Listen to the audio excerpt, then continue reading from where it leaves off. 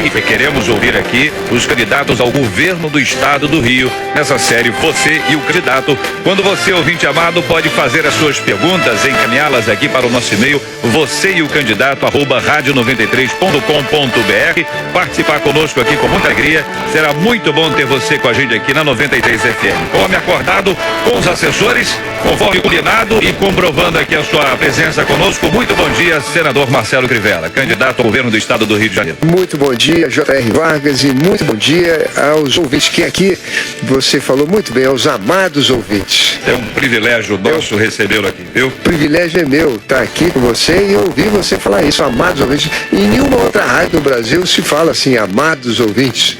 É um costume nosso, cristão. É verdade, uma gratidão também nossa, esses maravilhosos ouvintes que nos acompanham. Muitos deles encaminharam pra gente perguntas que serão feitas a partir de agora, com esse tempo já combinado de 50 minutos para nós termos aqui esse diálogo, essa conversa e essa entrevista especial a partir de agora, minha gente, aqui na 93 FM. Esta é a Rádio do Povo de Deus.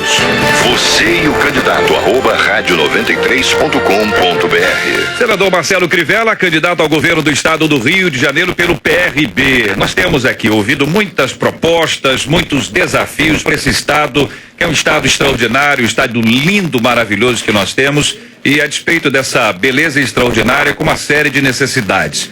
Na sua opinião, inicialmente, qual é a área do estado do Rio que o senhor considera mais difícil, com maior carência, e que o senhor entende que seja a área que o senhor vai precisar investir ainda mais caso seja eleito? Olha, eu acho que é a área da saúde. Hoje nós temos 20 mil pessoas no nosso estado que estão na fila de cirurgia, e se nós colocarmos os que precisam de exame, aí já passa de 50 mil. Elas precisam ser tratadas com prioridade. Agora as pessoas sempre perguntam, Crivella, como é que você vai arrumar dinheiro para fazer essas operações? Então vamos lá, Crivella, como é que o senhor vai arrumar dinheiro? De perda de vesícula, de apêndice e hérnias, etc e tal. Eu vou assumir um compromisso aqui com os meus irmãos.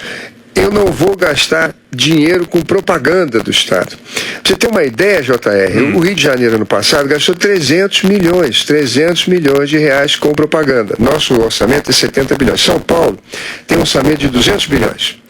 Eles gastaram 200 milhões. Minas tem um orçamento igual ao nosso, 70 bilhões. Sabe quanto eles gastaram em propaganda? 10 milhões. Nós gastamos 300 milhões para promover o governo. Então eu não vou gastar esse dinheiro e vou usar esse dinheiro para comprar equipamentos, para contratar médicos, para fazer convênios com a rede privada, enfim, para podermos dar destino a esse problema que é uma coisa que nos aflige, porque tem pessoas que, numa crise dessa de perda de vesícula, sobem pelas paredes de dor. É verdade. Agora, o nosso ouvinte Ricardo diz o seguinte: quais são os projetos que o senhor realizaria na área da saúde? E traz aqui em especial essa ideia do projeto Canaã, que o senhor sempre fala a respeito disso. E é importante que o senhor compartilhe aqui com os nossos ouvintes. É a pergunta do Ricardo Teixeira, que está nos acompanhando agora, sobre este tipo de envolvimento. Ou seja, a perspectiva de que o projeto seria também uma alternativa no campo da saúde, e se o senhor entende que isso seria viável para aplicar aqui também no nosso estado. Claro, JR. Ricardo, muito obrigado pela sua pergunta. O projeto da Fazenda Nova Canaã é um modelo de reforma agrária para o país. São 500 hectares onde tem frutas, são 10 mil pés de pinha, e também horta, tem animais, tem galinha, tem porco, tem ovelhas, e ali 600 crianças estudam em horário integral, e também os assentados. Pois bem, ali você tem a saúde básica, porque as crianças todas têm tratamento dentário, tem revisão médica, os que precisam de óculos recebem o óculos. É isso que a gente precisa fazer também para as nossas crianças do Rio de Janeiro. Onde o senhor pensa que seria o ideal? Onde é que o senhor pensa, olha, eu vou assumir, em quanto tempo o senhor entende que isso poderia ser aplicado? E onde? Fisicamente? Que lugar que seria esse, ou quais lugares seriam esses? O Rio de Janeiro tem 1.300 escolas, 250 mil alunos no ensino fundamental e 450 mil no ensino médio em números redondos. Eu acho que nós temos que começar pela rede pública, quer dizer, fazendo com que essas crianças tenham acesso ao oculista, ao médico, que elas tenham acesso ao horário integral nas aulas, que é uma coisa que Brizola já pensava lá atrás e que foi abandonado. É o primeiro passo. Eu espero que até o final do meu governo a gente tenha conseguido fazer com que a maioria da rede pública do Rio de Janeiro tenha horário integral.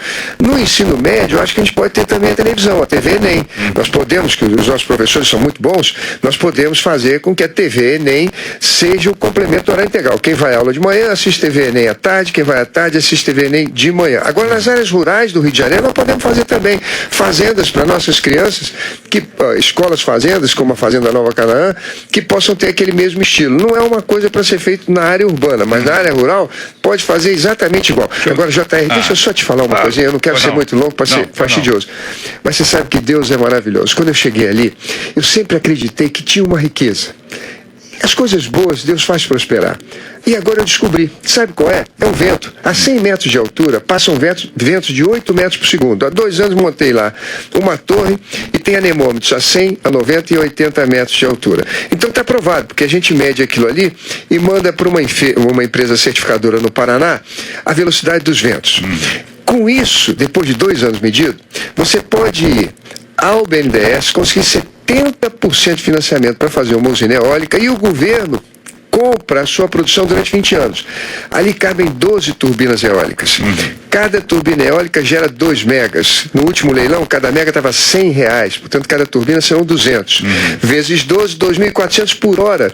Aquela fazenda vai poder se multiplicar de uma maneira autossustentável, que já não é mais CD, mas sim uma usina eólica. Eu acredito que para o Rio de Janeiro há soluções semelhantes. Sempre que a gente tem fé, sempre que a gente quer fazer o bem, as coisas caminham na direção correta. O senhor está se referindo especialmente nessa experiência lá em Irecê. Essa experiência aí. Agora, quando o senhor fala, por exemplo, aí retomando esse tema, o senhor fala sobre a presença do médico na escola, seria essa a ideia, o médico na escola. O médico vai à escola, vai lá, desenvolve, faz, o senhor falou especificamente aí sobre a questão da presença do oftalmologista. Então, agora, só uma dúvida para poder esclarecer os nossos ouvintes. Se não tem médico no hospital, se falta médico na clínica lá no posto de atendimento médico, como é que nós vamos botar esse médico que não está nem no hospital, nem em outro lugar, botar na escola, na sua opinião? Não falta e fica à vontade para dizer que não, enfim. Não, você tem. Eu estou em casa aqui, fica à vontade. JR, você tem toda a razão.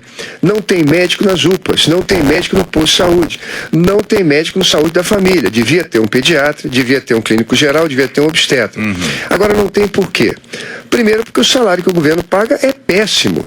Para o estatutário não chega a R$2.000. Então o governo finge que paga, o estatutário finge que trabalha. Agora, com as OS, nós temos conseguido sim contratar médicos pagando R$10.000. E esses médicos são cobrados não só quantitativamente, como também qualitativamente no serviço que prestam à população.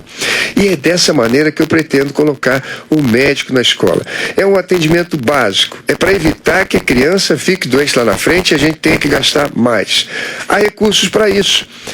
Por exemplo, nós gastamos 8 bilhões e meio para fazer o metrô de Ipanema até a Barra da Tijuca. Nós gastamos 8 bilhões e meio, JR.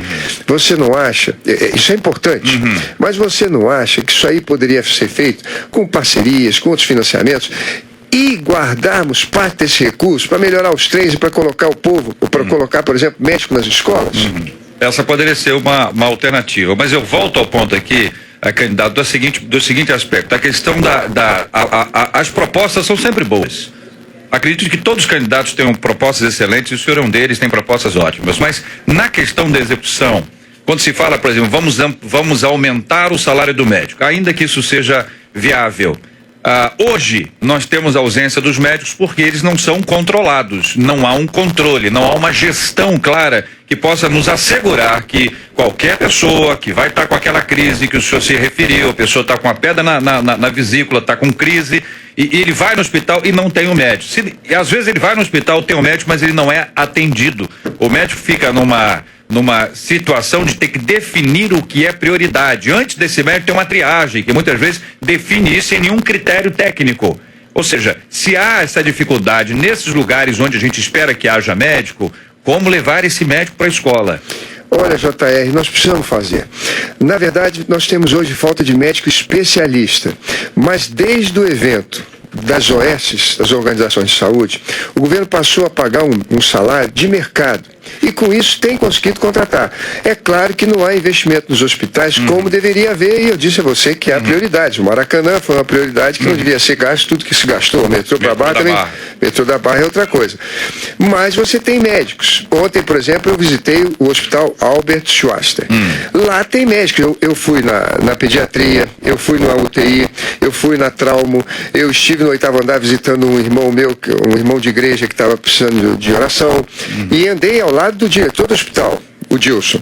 E eu verifiquei que tinham equipes médicas, jovens, ou outros com mais idade, no hospital inteiro. Agora o elevador não estava funcionando, falta água, tem problema de infraestrutura na comida, na hotelaria. Aliás, essa questão de hospital devia ter dois diretores. Devia ter um diretor que fosse um homem administrativo, porque o hotel é um homem especializado em hotel. O hospital é um hotel, eu diria, com hóspedes que precisam, que têm necessidades especiais. E um outro diretor técnico para cuidar da parte de tratamento de saúde. Nessa parte da infraestrutura está péssimo. Mas eu quero garantir a você e os nossos ouvintes de que nesse orçamento de 70 bilhões, se nós priorizarmos a saúde, nós vamos poder enfrentar o principal problema, que são 20 mil pessoas esperando cirurgia, e vamos poder colocar mais médicos para resolver pelo menos os problemas mais graves nesses 4 anos de governo. Tudo bem, aqui o nosso ouvinte, o Erlon, a pergunta aqui para o senhor é o seguinte: qual a sua principal proposta para aumentar a geração de emprego no Estado? Essa questão de geração de emprego está péssima. Você sabe que nós no Rio de Janeiro, na Baixada Fluminense, nesse último ano de 2013, geramos só 2.500 empregos. Ontem no debate eu vi o candidato do governo, Pezão, dizendo assim: a gente abriu nesses últimos 8 anos 380 mil empresas, mas o Pezão não disse quantas fecharam. Se ele dissesse quantas fecharam, a gente ia ter uma surpresa, porque foram mais de 250 mil. Na verdade, a questão do crescimento econômico do Rio de Janeiro está muito atrelado ao petróleo, ao gás, à indústria automobilística, à indústria siderúrgica e à indústria naval. Está muito atrelada a nossa parceria com o governo federal. Está muito atrelado com os recursos também que a gente precisa para fazer a infraestrutura. Olha, a Petrobras vai, até 2020, encomendar 38 plataformas de petróleo, 28 sondas, 88 navios petroleiros que agora tem que ter casco duplo e mais 140 barcos offshore. Claro que vai surgir uma indústria de nave-peças. Aonde tem que estar essa indústria? Em São Paulo? Em Minas Gerais? Não, ela tem que trabalhar em São Gonçalo, que são regiões dormitório e que tem que se transformar em regiões produtivas. Como é que ele vai botar lá se não tem água? Se não tem luz? Se as ruas não têm CEP? Como é que a gente vai colocar lá se não tem banda larga, se não tem internet? Então essa questão da infraestrutura é fundamental para a gente gerar emprego. Qual é a minha ideia para fazer a geração de emprego do Rio de Janeiro? Adensamento das cadeias produtivas. Todas as nossas empresas, sejam siderúrgicas, seja indústria naval, seja automobilística e petróleo e gás, tem que ter planejamento do governo para que tudo que eles comprem aqui. Então nós vamos treinar a mão de obra, vamos incentivar pequenas microempresas e até cooperativas de funcionários para fornecerem a eles aquilo que eles estão comprando em Minas e em São Paulo. É claro que para surgir essas pequenas empresas, nós vamos ter que aplicar dinheiro em infraestrutura. E aí eu trago uma boa notícia. A SEDAI melhorou financeiramente no governo. A gente tem que dizer o que é bom. Acho que é horrível o candidato que diz que os outros fazem tudo errado, só ele tem virtudes. A SEDAI melhorou na parte financeira. Da água que ela fornecia, ela só conseguia medir metade. Agora ela está medindo 60%, então o prejuízo é 40%. Com essa melhora, a gente conseguiu 3 bilhões de empréstimos para o ano que vem na Caixa Econômica. É a hora da gente redimir a Baixada de São Gonçalo da falta d'água.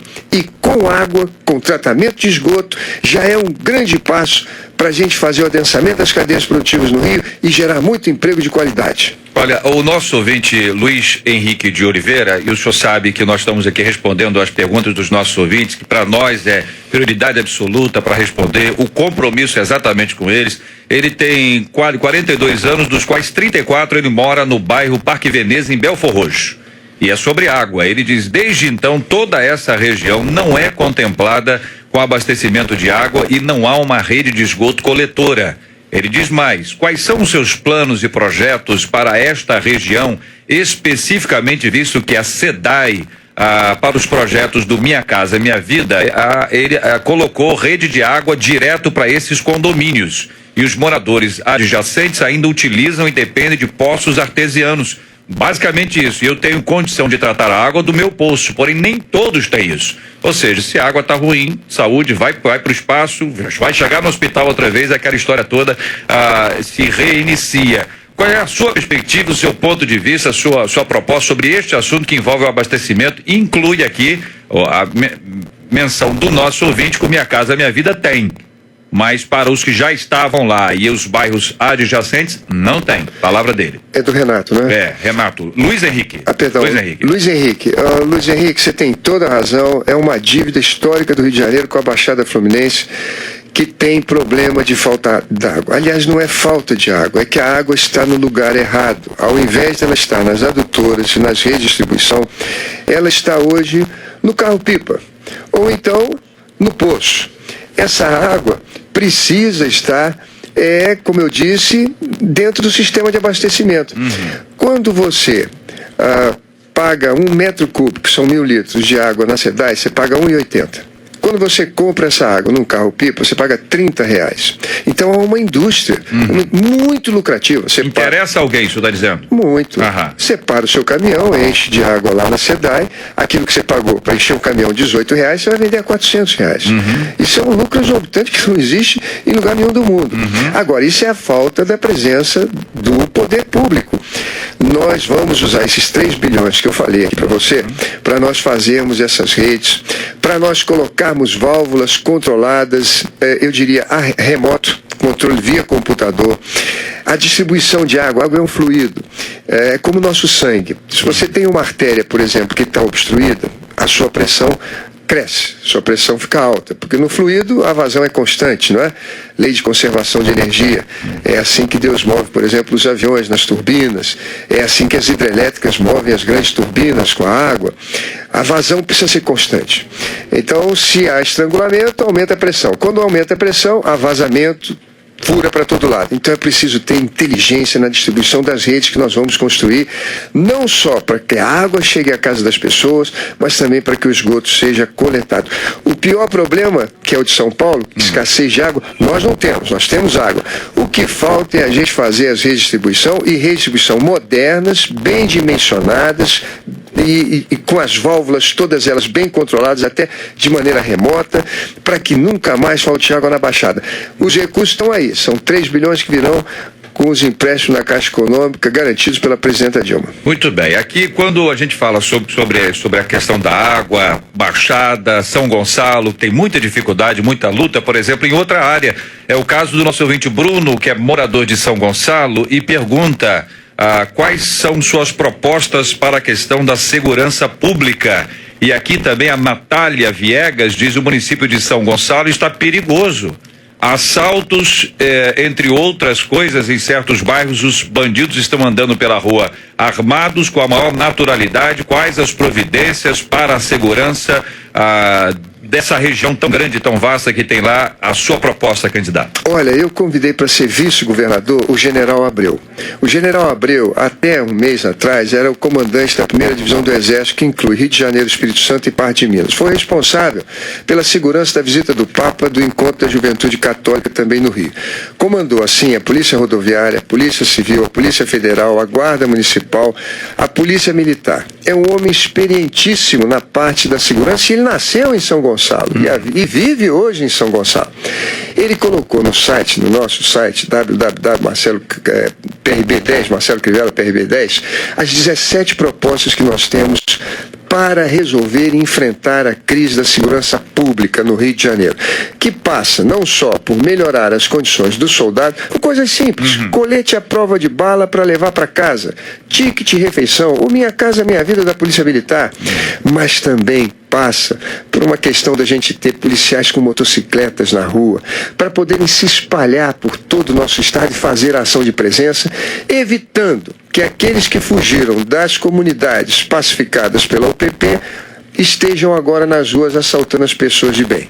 Agora, JR, me permite só concluir uma coisa. Enquanto a classe política estiver nas páginas de jornais todo dia com escândalos, enquanto houver acordos espúrios e campanhas milionárias para a eleição, falta autoridade para nós motivarmos a tropa e fazermos impor a lei e a ordem.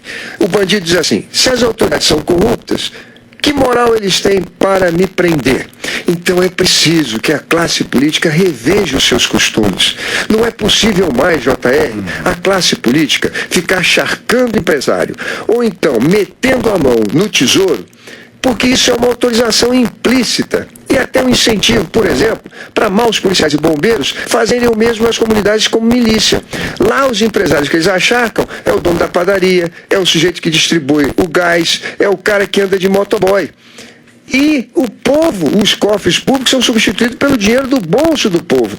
Então é preciso haver uma renovação política. JR, se não mudar a política, o Rio não muda. Então eu peço aos meus ouvintes, aos nossos ouvintes, que prestem atenção nisso. Porque se a classe política que foi eleita tiver dezenas de processos, for ficha suja, não terá autoridade nem para motivar a tropa, nem para combater a bandidagem. Olha, sobre esse assunto especificamente, a gente alterna aqui os temas exatamente para poder ficar mais ágil, ficar mais leve, o nosso ouvinte poder acompanhar especificamente.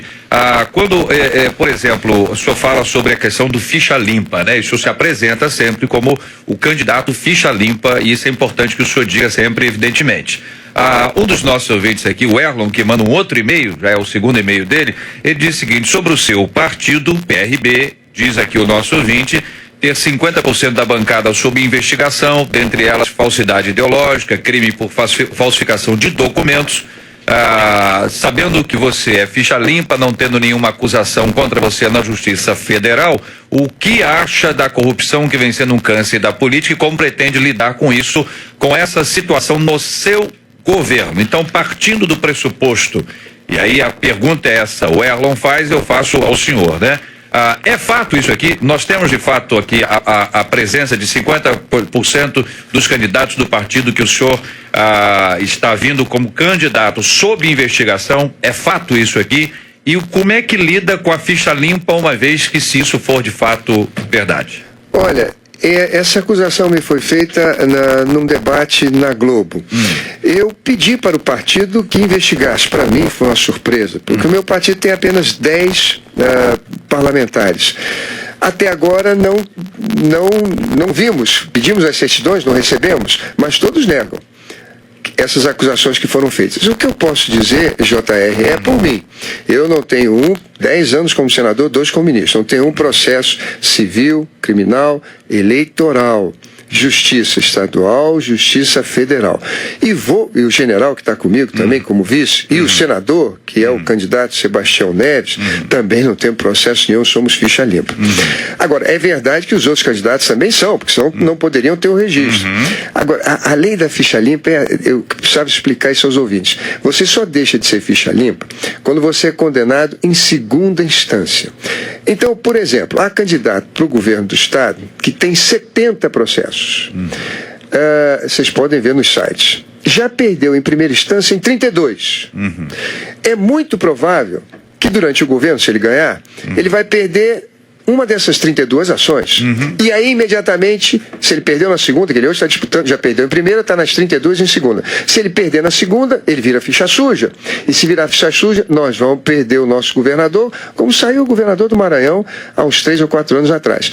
Então, o fato é que eu acho fundamental que a lei do ficha limpa venha balizar, sim, o voto das pessoas. E aqui presto também uma homenagem ao Harold, meu companheiro Harold, que tem muito mais tempo na política do que eu, que já exerceu diversos cargos públicos e que é ficha limpa. Agora, sobre esse aspecto, quando você, por exemplo, afirma o senhor é ficha limpa, o senhor candidato a vice, etc., o senhor tem uma equipe que está aí, o senhor tem os candidatos, o senhor pediu que o partido fizesse a investigação, como é praxe, é natural que seja feito exatamente assim.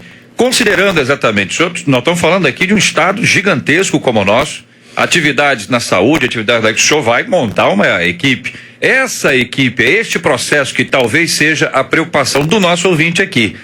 Pode ter ouvido lá, reprisa aqui, de alguma forma, ele reacende esse assunto para dizer assim, como é que pode governar com esse tipo de aspecto? O senhor citou, por exemplo, o aspecto do bombeiro, do policial que está lá naquela ponta lá, que faz a coisa errada porque o político que está acima dele faz.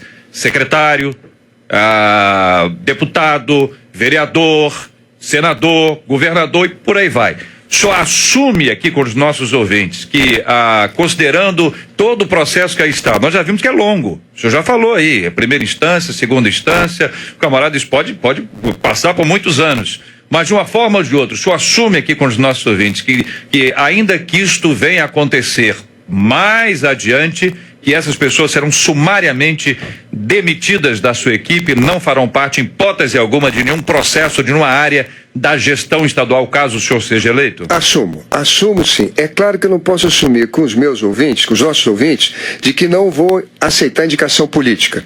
Mas a política vai nomear em determinados setores e eu vou demitir se as pessoas que forem para lá não se comportarem de maneira republicana. É fundamental que o Rio de Janeiro inaugure um novo marco institucional. Desses 10 companheiros que eu tenho no partido, eu não conheço ninguém que seja rico. Eu não conheço ninguém que viaja para Paris. Eu não conheço ninguém que ande de helicóptero. Eu não conheço ninguém que tenha uma ostentação perdulária conspícua, faustosa, como vejo nos políticos do Rio de Janeiro e bem recentemente com o ex-governador. São pessoas simples e trabalhadoras. Eu pedi para verificar nas certidões se há processos. Por exemplo, falsidade ideológica. O sujeito às vezes apresenta um documento, um passaporte ou qualquer coisa, e há ali um nome, um homônimo, e pode haver uma falsidade ideológica ali, um processo descabido. Então nós estamos procurando ver isso porque eu quero responder. Mas no meu governo do Rio de Janeiro, eu vou exigir que todas as autoridades públicas sejam probas, que haja, sim, moralidade, porque sei que isso se reflete em todos os setores, não é só na milícia não. Nos diretores de hospital, nos diretores de escola, no pessoal do Detran, no pessoal da agricultura, no setor da fiscalização. Você lembra da época do propinoduto? Você lembra da época do Silveirinha? Que vergonha, que escândalo horroroso. Bilhões de reais saíam do Rio de Janeiro acharcando empresas. Aquilo ali é péssimo para o nosso desenvolvimento. Não vou deixar que haja coisas desse tipo no meu governo. O senhor não vai levar a família para andar de helicóptero? De jeito nenhum, nunca fiz isso. Não, e não farei. Muito helicóptero menos oficial do governo do estado, caso o senhor seja eleito. Não, JR. Não vai levar. Eu acho até que a gente devia vender essa frota, que é caríssima, para resolver o problema da fila de pessoas precisando de tratamento. Não vou levar a família, não vou levar o cachorrinho, não vou levar a prancha de surf, não vou levar manicure. Tá resolvido. Muito bem, aqui é o nosso ouvinte Janieri de Olaria, diz o seguinte: eu discordo do candidato, a SEDAI está uma droga. A Baixada e a Zona Norte estão sem água e não somos atendidos. Na Zona Sul, eu trabalho lá, qualquer problema com uma ligação, logo chega o carro da SEDAI. Eles são melhores do que nós? Pergunta a nossa ouvinte. Não, de jeito nenhum. A SEDAI, eu critiquei a parte do abastecimento. Você sabe qual é o problema? Há 30 anos atrás, o JR talvez não fosse nem nascido. Provavelmente não. Não, mas eu já era engenheiro desse estado do Rio de Janeiro. Já lutava construindo presídio, já lutava construindo CIEP, já lutava construindo delegacias. Na época nós éramos 1.200 engenheiros, JR. Sabe quantos são hoje? 400 engenheiros. O Estado foi desmantelado no setor de hospital, de médico, de engenheiro. A SEDAI tem problemas, sim. Eu disse aqui, nós não temos rede nem bem dimensionada, nem na quantidade que precisamos. Mas o que eu disse é que ela melhorou financeiramente. E isso foi importante porque nós conseguimos contratar um empréstimo de 3 bilhões de reais que o próximo governo vai ter para melhorar essa rede e atender a nosso ouvinte que está reclamando com toda razão. E pior do que na região norte, suburbana da cidade do Rio de Janeiro, é o pessoal da Baixada, é o pessoal de São Gonçalo. Então, quero deixar claro, concordo com você, a SEDAI está péssima, mas antes ela só media 50% da água que entregava para as pessoas, essa era gato. Hoje ela está medindo mais de 60%. Isso melhorou as contas dela, fez com que ela pudesse pegar um empréstimo e foi isso que eu elogiei. Acho que a gente, quando é candidato, tem que manter aquilo que está bom e mudar aquilo que está ruim. A gente não pode atribuir a nós todas as virtudes e ao adversário todos os defeitos. Tem certas coisas que o governo fez bem, o governo do Cabral. E essa parte da gestão financeira da SEDAI melhorou e é bom para nós todos, porque nós vamos contratar, já está contratado 3 bilhões de reais e vai dar para fazer essa rede na Baixada, na região norte também e em São Gonçalo. O nosso ouvinte Anderson de Campo Grande diz o seguinte: sabemos que o senhor é engenheiro, sabemos que a cada dia o trânsito do Rio piora e a cada ano são colocados para circular no Rio milhares de veículos novos, fora os ônibus e caminhões que devem também entrar nesta conta, o que está causando um caos no nosso trânsito. O senhor, se eleito, como fará para resolver esse problema que piora a cada ano, visto que as ruas e rodovias são as mesmas por quase 30 anos, sendo que a circulação dos veículos só aumenta a cada ano e ninguém faz nada? Se eleito, como será o seu trabalho em relação a essa questão? É a resposta ao nosso ouvinte Anderson de Campo Grande. Anderson, você é de Campo Grande.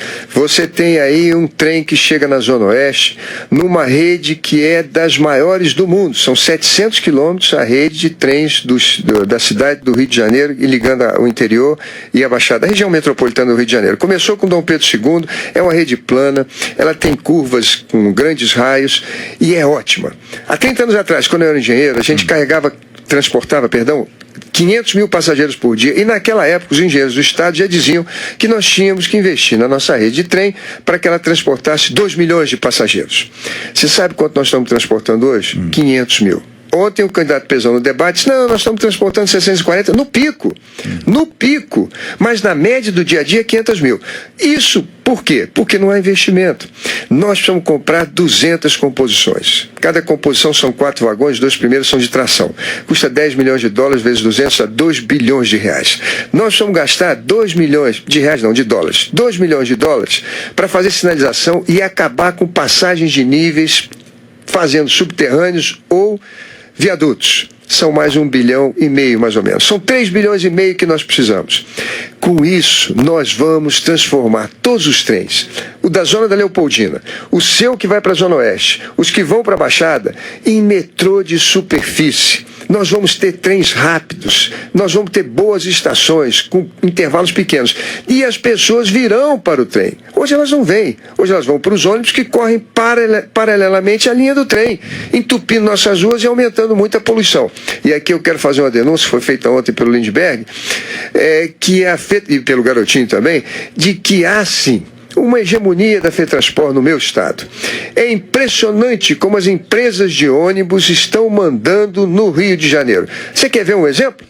É o bilhete único. O único lugar no Brasil em que o bilhete único é administrado pelas empresas de ônibus é no Rio. Aliás, a única cidade, a única capital que aumentou a inflação, a única região metropolitana que aumentou a inflação no Brasil foi o Rio de Janeiro. Sabe por quê? Porque foi a única região metropolitana que deu aumento para os ônibus. Eles disseram no governo que foi por causa da Copa do Mundo. Não foi, não. Foi por causa do aumento dos ônibus, que ainda mandam e desmandam na mobilidade urbana. Nós temos que investir em metrô, temos que investir nas barcas. Por que nós não temos barca para Botafogo? Por que não temos para o Flamengo? Por que não temos para Urca? Por que não temos barcas para São Gonçalo, para a região da Baixada? Por que, candidato? Porque os ônibus não deixam.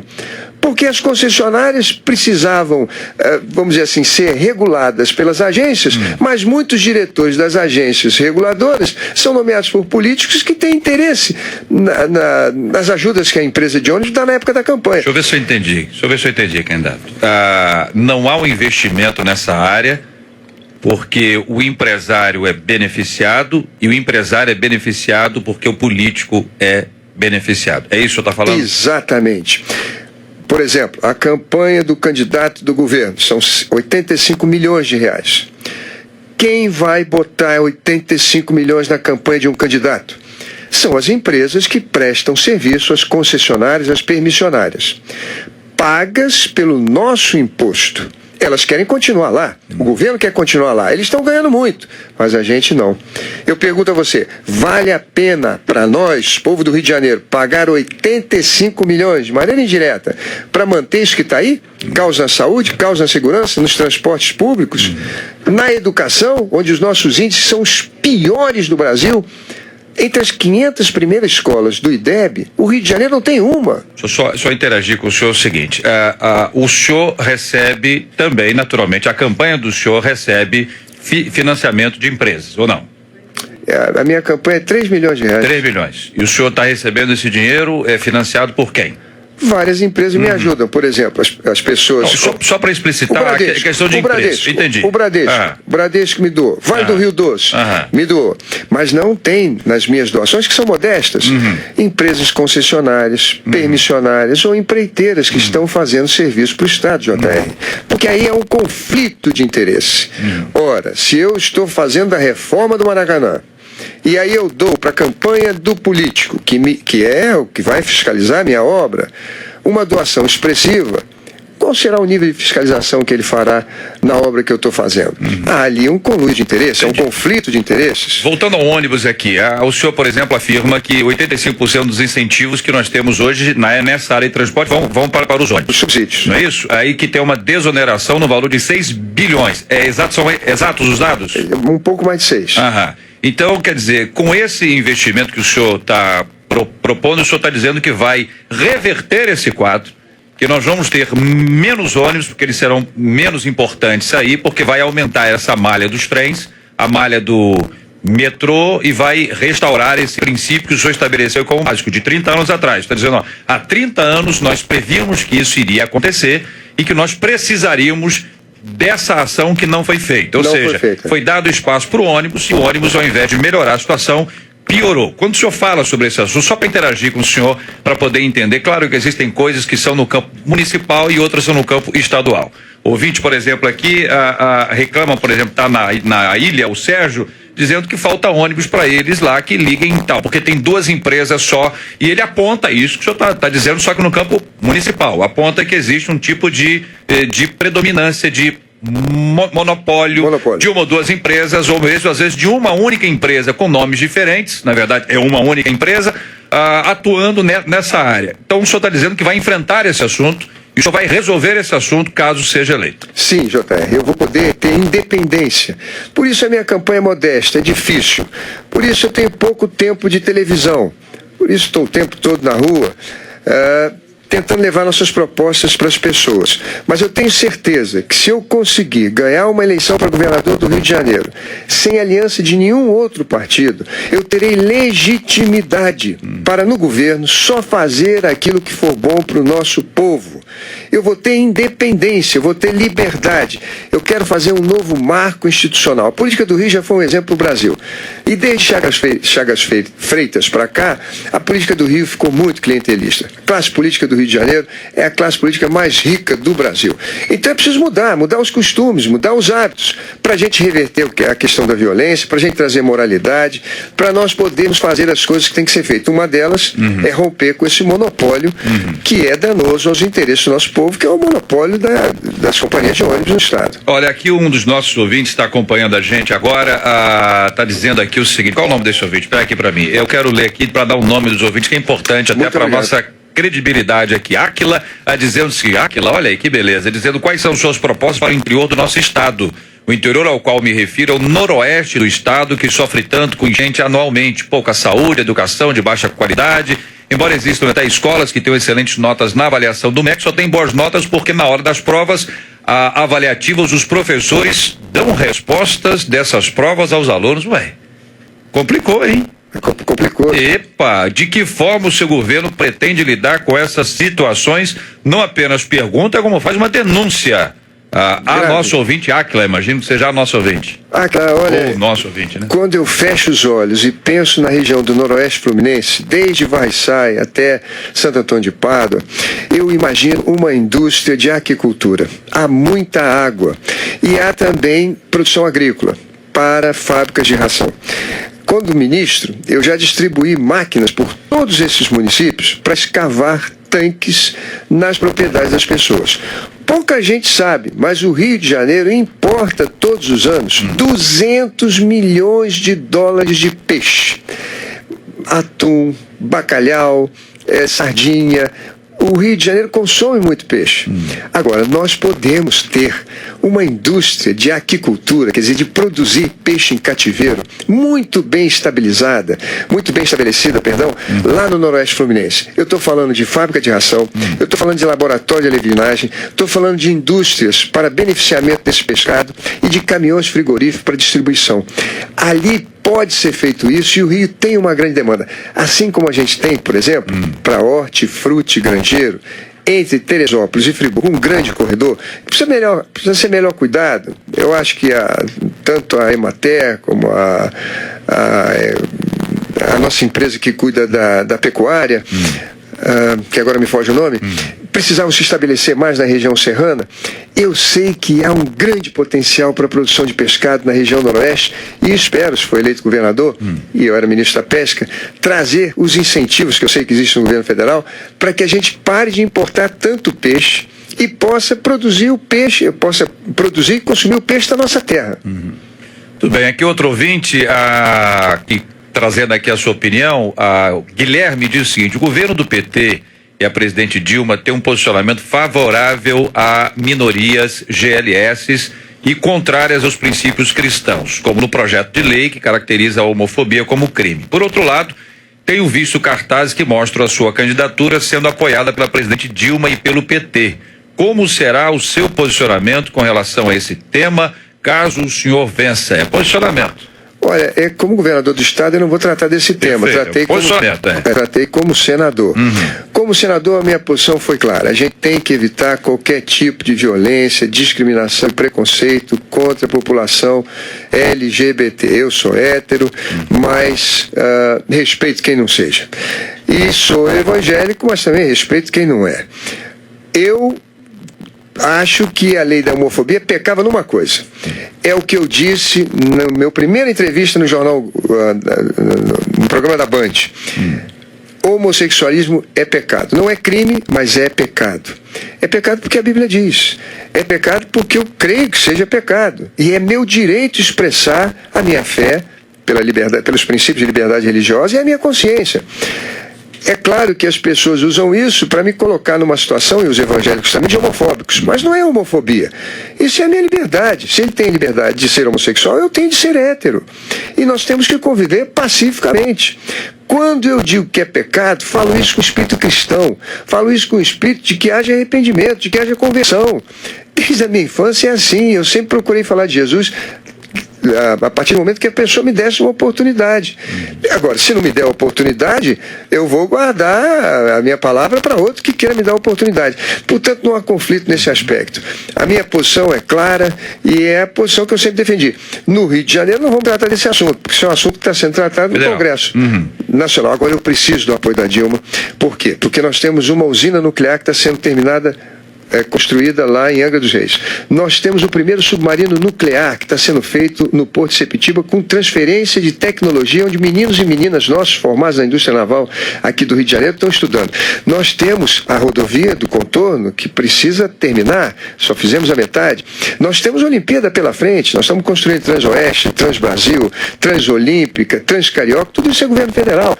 Nós temos que contar com os incentivos do Porto do Açu, nós temos que contar com os incentivos da Petrobras, nós temos que contar com os incentivos, com o recurso do governo federal para terminar a nossa refinaria de petróleo em Itaboraí. Então é muito importante que um governo de estado tenha um bom relacionamento com o governo federal. Tudo bem, aqui outro ouvinte, a Johnny dizendo: não sei se o senhor sabe, mas no centro do Rio está acontecendo uma covardia contra os vendedores ambulantes. Perseguições, etc. Com relação a esse assunto, o senhor tem algum projeto que envolva a questão dos ambulantes? Quero sim, quero fazer a organização de todo esse setor. Isso é um assunto municipal, mas também o governo do estado pode ajudar. Uma organização para que os nossos trabalhadores informais possam sobreviver. Nossa gente humilde, que sob chuva, sol, poeira, passa a semana inteira tentando vender seus produtos para sobreviver. É preciso harmonizar isso. Eu ontem disse uma frase no debate, hoje está até no jornal O Dia, dizendo o seguinte: não há uma grande obra no meu estado que não tenha o sangue, o suor, as lágrimas do povo nordestino, dos imigrantes que vieram para cá. E hoje, uma grande parcela deles mora na favela. A injustiça social no nosso estado, cometida contra os menores, sobretudo os trabalhadores, é uma coisa que nós não devemos aceitar. Todas as estações de metrô, todas as estações de trem modernizadas, todos os pontos de barca, nós podemos fazer bons mercados para que o nosso comércio informal possa trabalhar com dignidade, e eu me comprometo a trabalhar por vocês. Vários ouvintes, entre eles o Helder e a Viviane, só para mencionar dois deles aqui, perguntam sobre a questão das UPPs. Primeiro, é a sua opinião sobre esse assunto. O senhor já manifestou em algum outro instante aqui a palavra sobre a questão da segurança pública no nosso estado, que sempre foi um dos nossos dramas, continua sendo e vai ser durante muitos anos, não se resolve no estalar de dedos, mas outro ouvinte aqui, o Helder especificamente, fala sobre a questão de implantação de UPPs na Baixada, onde, segundo ele afirma, a criminalidade na região aumentou cerca de 120%. Olha, sem sombra de dúvida, a UPP é um bom projeto. Agora ela tem efeito colateral. É como um tratamento. Você toma um remédio, mas tem efeito colateral que você tem que cuidar. O efeito colateral é que muitos bandidos migraram para São Gonçalo, para a região da Baixada, para o interior. E isso nós precisamos fazer aumentando o efetivo da Polícia Militar. Já era para ter sido aumentado há muito tempo. Hoje são 48 mil homens, mas pasmem, só 10 mil homens estão na rua. Só 10 mil homens dos 48 estão na rua.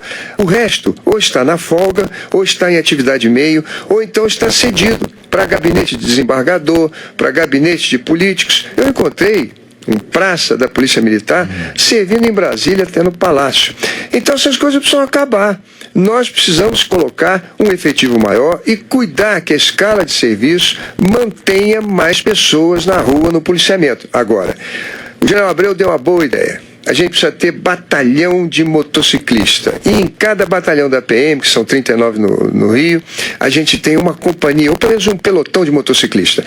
Quando as pessoas souberem que serão perseguidas por uma motocicleta que vai entrar pelas ruas estreitas das comunidades e vão prendê-los, vão pensar duas vezes antes de roubar uma senhora ou um rapaz ou uma moça, levar um celular ou levar uma carteira. É muito importante que a gente consiga fazer isso no estado do Rio de Janeiro.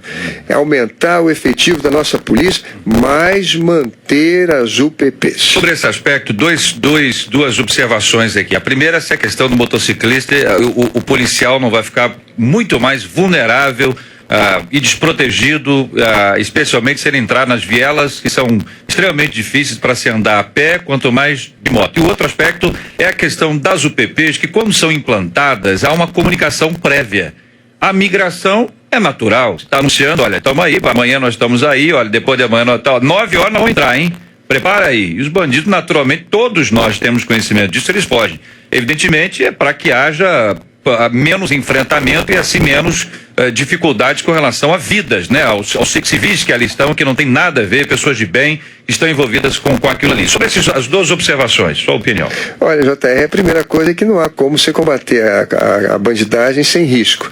Os policiais estarão todos eles, tanto que vai na garupa como que está dirigindo a motocicleta, armados e com o de trás sobretudo, e com colete, capacete, etc. Mas a gente precisa fazer sempre um certo risco, não há como a gente conter isso. A segunda coisa é a questão da UPP. Você tem razão. Se a gente implanta a UPP e avisa que vai botar a UPP, eles fogem.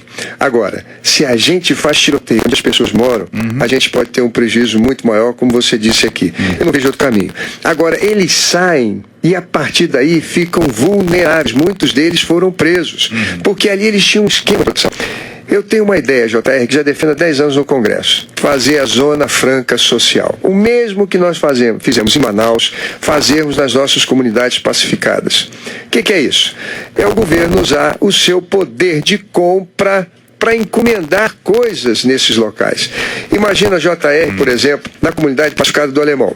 Se a gente encomendar as placas de trânsito puxadas, a gente gasta milhões, 30, 40 milhões por ano. Se elas forem produzidas ali, se a gente fizer os móveis escolares ou consertar os que estão quebrados, se a gente comprar roupa de cama para o hospital, se a gente comprar roupa para os presidiários ou fazer as quentinhas nas comunidades pacificadas, a gente vai poder gerar emprego perto onde as pessoas moram. E essas pessoas trabalhando perto de onde moram, vão poder cuidar das crianças e evitar que elas amanhã caiam na mão do tráfico. Mas não é só isso não. A gente pode usar impostos, como foi lá em Manaus. Os impostos municipais, estaduais e até em convênio com o governo federal, os impostos federais, para que as empresas maiores se instalem ali. E ali possam produzir e terem competitividade.